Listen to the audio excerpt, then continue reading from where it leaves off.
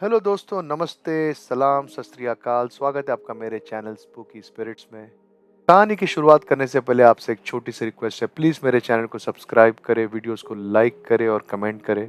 इससे हमें काफ़ी मोटिवेशन मिलता है। तो आपका ज़्यादा समय ना लेते हुए चलिए कहानी की शुरुआत करते हैं। तो जैसे कि मैंने पिछली कहानी में बताया था कि मेरी अगली कहानी घोड़बंदर रोड स्थित गायमुख के इधर पहाड़ के ऊपर जगन्नाथ महादेव मंदिर की है।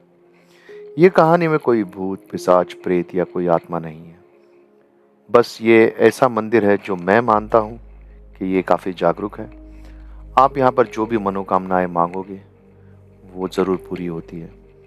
मेरी कई बार हुई है और मैंने कई ऐसे दोस्तों को वहाँ पर भेजा है जो काफ़ी तकलीफ़ में थे, काफ़ी दुख में थे, काफ़ी परेशानियाँ आई थी उनको, और वो परेशानियाँ बहुत ही जल्द दूर हुई है।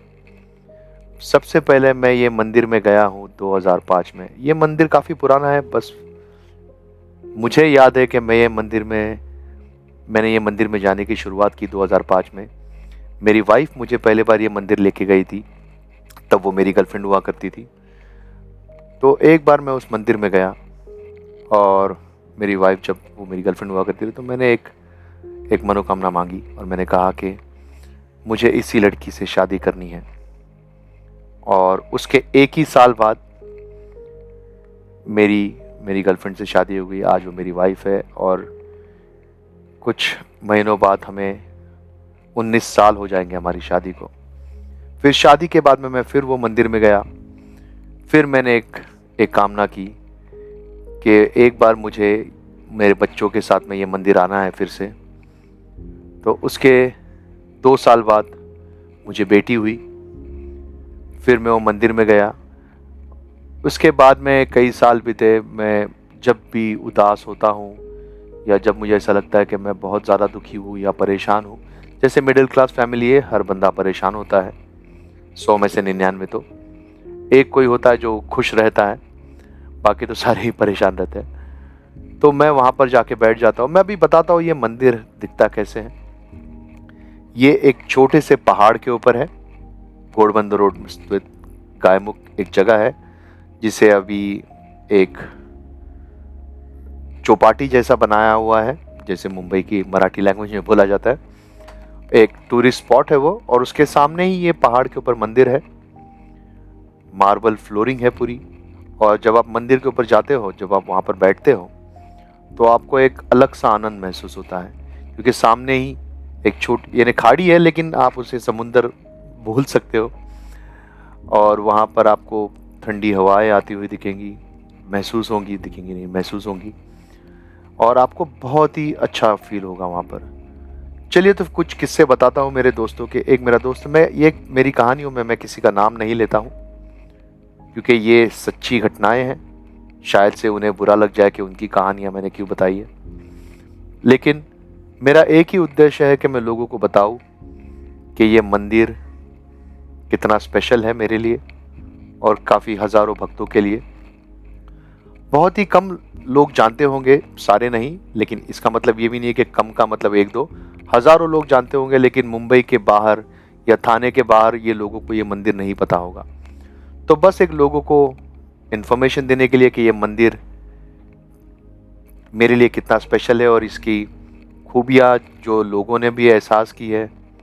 तो मेरा एक दोस्त था जो काफ़ी तकलीफ़ में था, 2 महीने हो गए थे उसका जॉब चला गया था। तो एक बार मैंने उसे बताया कि एक बार ये मंदिर होके आ।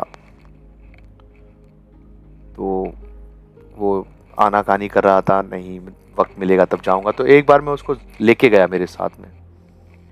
जब वो वहाँ पर उसे लेके गया, उसने दर्शन किए, उसने वहाँ पर एक मनोकामना मांगी, और उसके शायद से 1 हफ्ते या 1.5 हफ्ते बाद ही उसे अच्छी नौकरी लग गई। ये एक हो गया। फिर मेरी एक और एक सहेली थी, उसकी भी वही कंडीशन थी।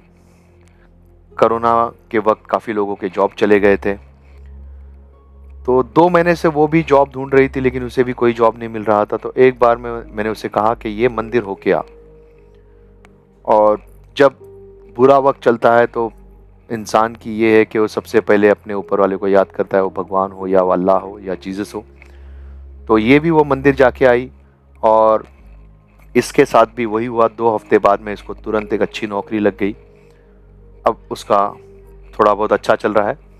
लेकिन एक जो किस्सा है जो मेरे दिल को छू गया, मेरी एक सहेली थी, उसे मैंने बताया था कि ये मंदिर मुझे लगता है कि जागरूक है, यहाँ पर जाओ, तुम्हारी मनोकामनाएं पूरी होती हैं और आपको एक अलग सा आनंद भी मिलता है जब वो मंदिर में आप दर्शन लेते हो।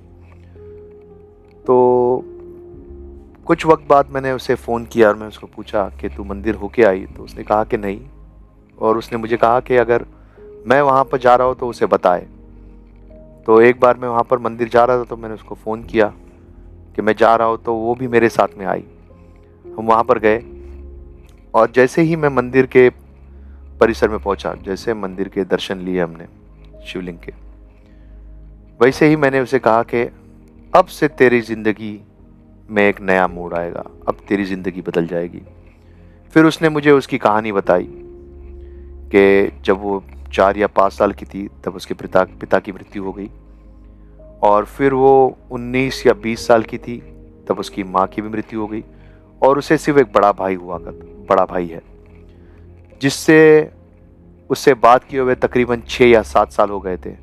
और उसने काफ़ी और बहुत सारे उसके किस्से मुझे बताए कि कैसे उसने लाइफ में स्ट्रगल किया और वो अकेली रही, उनका बिजनेस में उसे प्रॉब्लम आए, और कैसे वो सारी चीज़ों से लड़ते हुए वो जी रही थी, अकेली लड़की। और काफ़ी और भी सारी उसने बातें बताई जो मैं यहाँ पर नहीं शेयर कर सकता हूँ, ज़्यादा ही पर्सनल चीज़ें हो जाएंगी, किसी के लाइफ के बारे में आप डिस्कस करो, वो भी एक ओपन फोरम में। फिर कुछ महीने बाद उसने स्टेटस रखा कि वो दुबई शिफ्ट हो गई। तो फिर मैंने उसे मैसेज किया और मैंने उसको पूछा, अचानक दुबई शिफ्ट हो गई? तो फिर उसने रिप्लाई दिया कि अरे मैं तुझे बताने वाली थी कि जिस दिन हम मंदिर से आए उसके अगले ही दिन उसे उसके भाई का कॉल आया। जो भाई ने उसे 7 साल कभी कांटेक्ट नहीं किया, उसके अगले ही दिन उसे उसके भाई का कॉल आया। सारे गिले शिकवे उनके जो थे वो सारे उन्होंने दूर किए, और ये एक अच्छे कंपनी में जॉब करती थी, वहाँ पर उसने नोटिस पीरियड सर्व किया और फिर जॉब उसका ख़त्म हुआ। फिर वो कम्प्लीटली दुबई में शिफ्ट हो गई है। ये हाल फिलहाल की बात है, शायद से 1 साल हुआ होगा। तो अगर आपको कभी भी वक्त मिले तो ज़रूर इस मंदिर के दर्शन एक बार लीजिए ज़रूर। ये बहुत ही सुंदर बनाया हुआ मंदिर है जो कि घोड़बंदर रोड गायमुख में स्थित है, एक पहाड़ के ऊपर। और अगर आपकी भी उस मंदिर को लेके कुछ अगर मान्यताएं, या आपने भी कुछ वहाँ पर महसूस किया होगा, या आपकी भी कोई मनोकामना पूरी हुई होगी, तो हमें कमेंट सेक्शन में ज़रूर बताइए।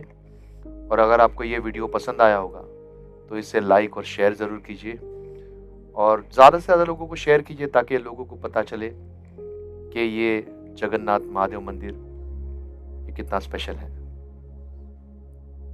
तो चलिए